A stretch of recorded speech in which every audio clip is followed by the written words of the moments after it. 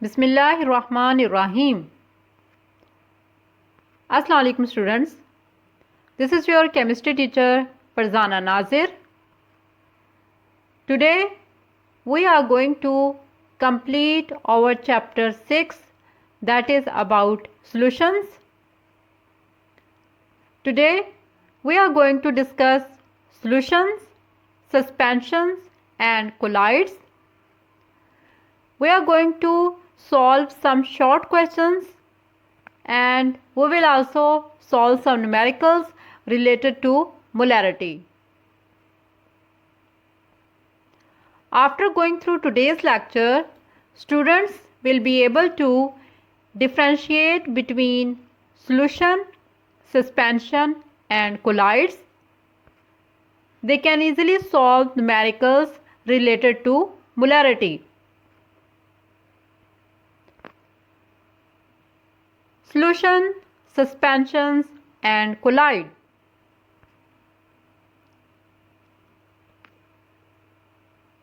What is a solution? Solution is a homogeneous mixture of solute and solvent. Solvent is the substance that dissolves solute. Solute is the substance which is dissolved in solvent. Solvent is always present in greater amount, whereas solute is present in lesser amount. Solute and solvent can be a gas, liquid or solid. Activity: mix a spoonful of salt in water and dissolve it. Here salt is solute and water is solvent. On dissolving, you will observe that a clear solution is formed and there are no solute particles to be seen. The salt solution thus formed is a homogeneous mixture. What is a colloid? A colloid is a solution in which the substance remains dispersed and does not settle at the bottom.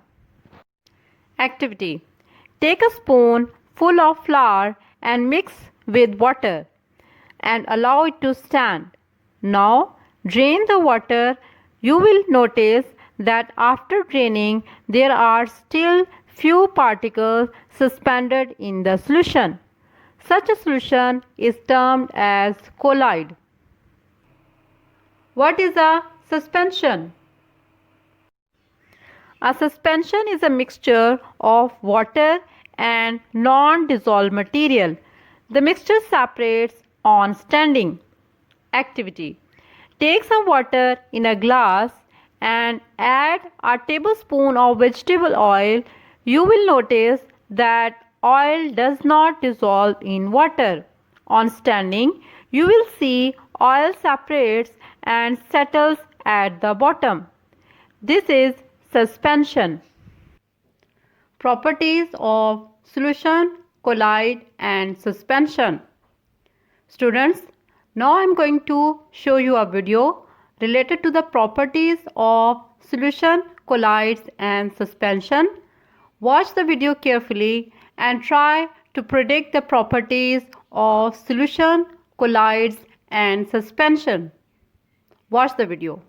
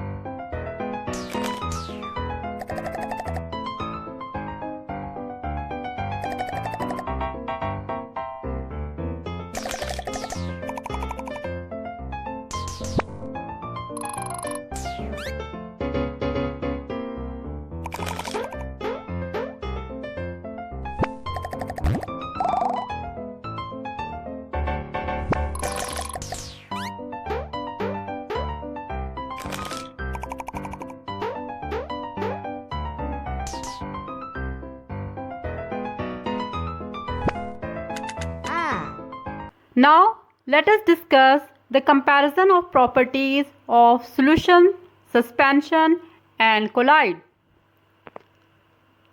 Nature of substance. Solutions are mostly homogeneous mixture of solute and solvent.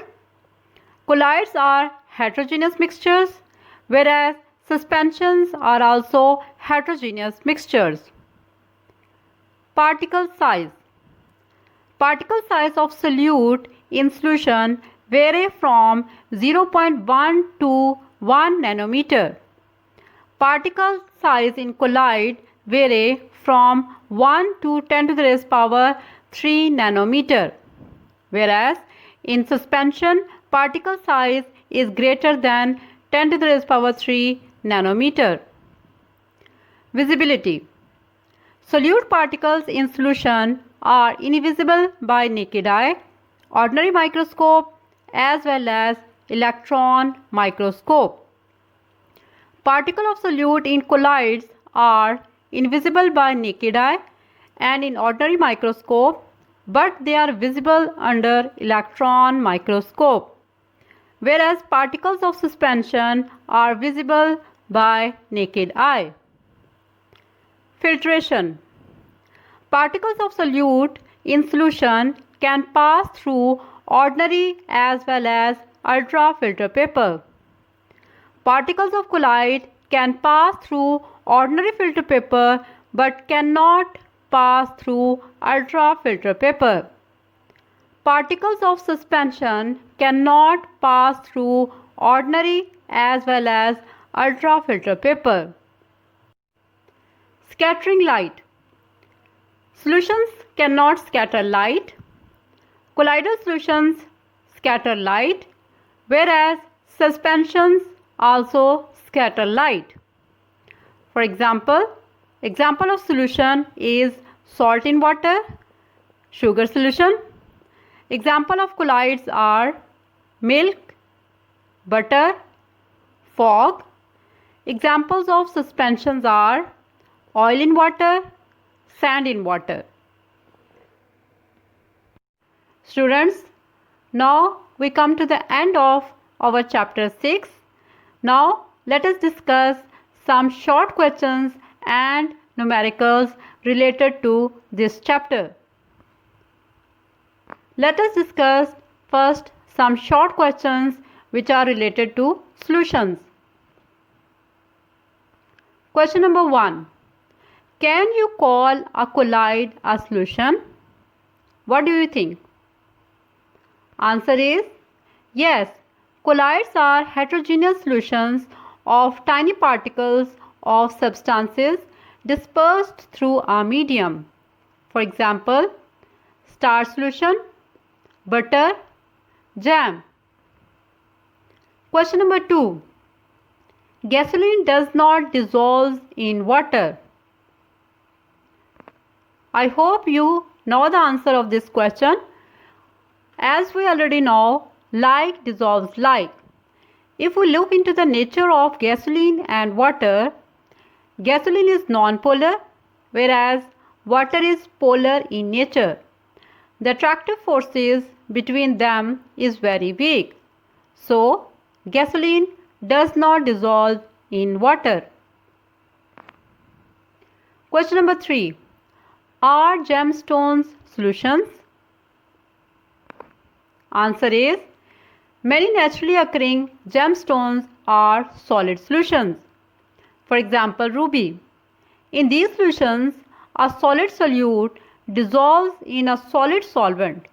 We call these solutions as solid in solid.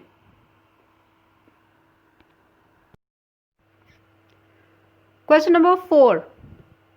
Use figure and answer the following questions. Question number 1. At what temperature the solubility of KNO3 and KBr is same? To answer this question, we will draw a vertical line from the point of intersection of the curves of KNO3 and KBr. It is the point where the two curves meet each other. and the temperature noted to be approximately 45 degree centigrade. Now this is the temperature, that is 45 degree centigrade, at which the solubility of KNO3 and KBr is same. Question number 2. What is the solubility of KBr at 45 degree centigrade? For this, we will draw a horizontal line from the point of curve of KNO3 at 45 degree centigrade to the y-axis of solubility. The solubility of KBr at 45 degree centigrade is approximately 80 grams per 100 grams of water. Question number 3. Which is greater at 40 degree centigrade? The solubility of NaNO3 or solubility of KBr? If we look at the solubility curve of NaNO3 and KBr, we will find that the curve of NaNO3 is higher than KBr.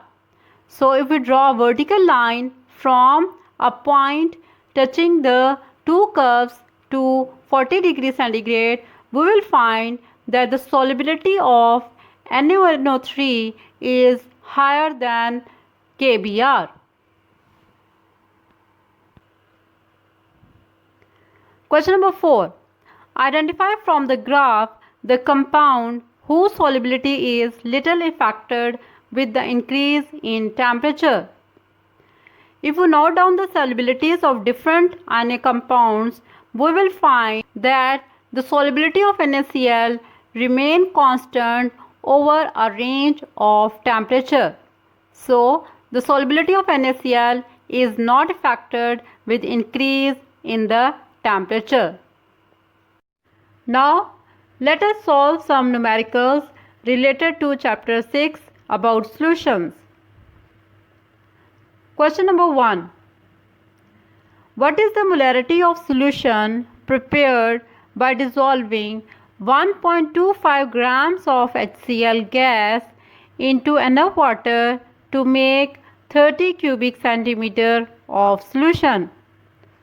Now, according to the statement, mass of HCl is equal to 1.25 grams. Molecular mass of HCl is 36.5 grams per mole. Volume of solution is 30 cubic centimeter. Solution. Now, by using the formula of molarity, M is equal to mass of solute divided by molecular mass of solute into 1000 divided by solution in cubic centimeter. Now, by putting the value of mass of solute as 1.25, molecular mass of HCl is 36.5 into 1000 divided by 30. Answer is 1.14 molar. It means 1.25 grams of HCl is 1.14 molar per 30 cubic centimeter of solution. Now let's solve another numerical. A solution of calcium hydroxide is prepared by dissolving 5.2 milligrams of calcium hydroxide to a total volume of 1000 cubic centimeter. Calculate the molarity of this solution. Now, according to the statement, the given data is mass of calcium hydroxide is 5.2 milligram. We have to convert this value of 5.2 milligrams into grams. Therefore, we will divide 5.2 divided by 1000. Answer is 0.0052 grams. Molecular mass of calcium hydroxide is 74 grams per mole and volume of solution is 1000 cubic centimeter. Solution. Now, by using the formula of molarity, M is equal to mass of solute divided by molecular mass of solute into 1000 divided by volume of solution in cubic centimeter. Now the mass of solute used is 0.005 grams divided by 74, which is the molecular mass of calcium hydroxide, into 1000 divided by volume of solution in cubic centimeter, that is 1000. After calculating the values, answer is 7 into 10 to the raised power minus 5 molar. Now here is another one. Calculate the new molarity when 100 cubic centimeter of water is added to 100 cubic centimeter of 0.5 molar H3PO4. Now according to the given statement, M1 is the new molarity of H3PO4 which is to be calculated. V1 is the volume of H3PO4 after adding 100 cubic centimeter of water. Initially it was 100 cubic centimeter solution. After adding more 100 cubic centimeter of water, the total volume of solution becomes 200 cubic centimeter. So V1 is 200 cubic centimeter. M2 is the desired molarity of H3PO4, that is 0.5 molar. V2 is the volume of H3PO4, that was 100 cubic centimeter. Solution. Now by using the dilution formula, M1 V1 is equal to M2 V2. M1 is the value which is to be calculated. V1 is 200. M2 is 0.5 into V2, that is 100. So M1 is equal to 0.5 into 100 divided by 200. Answer is 0.25 molar. Now at the end of today's lesson, I am going to give you a question that is related to molarity. What you have to do is to copy and complete the following table for aqueous solution of NaOH. In this table, some of the values are given and some of the values are to be calculated. For example, in question number 1, mass of sodium hydroxide is 20 grams which is given. You have to calculate the moles of NaOH. Simply by using the formula of moles, moles is equal to mass of NaOH divided by molecular mass of NaOH. You can easily calculate the number of moles of NaOH. Now volume of solution is given, that is 500 cubic centimeter. You have to calculate the molarity. By using appropriate formula of molarity, you can easily find out the molarity of NaOH in 500 cubic centimeter of solution.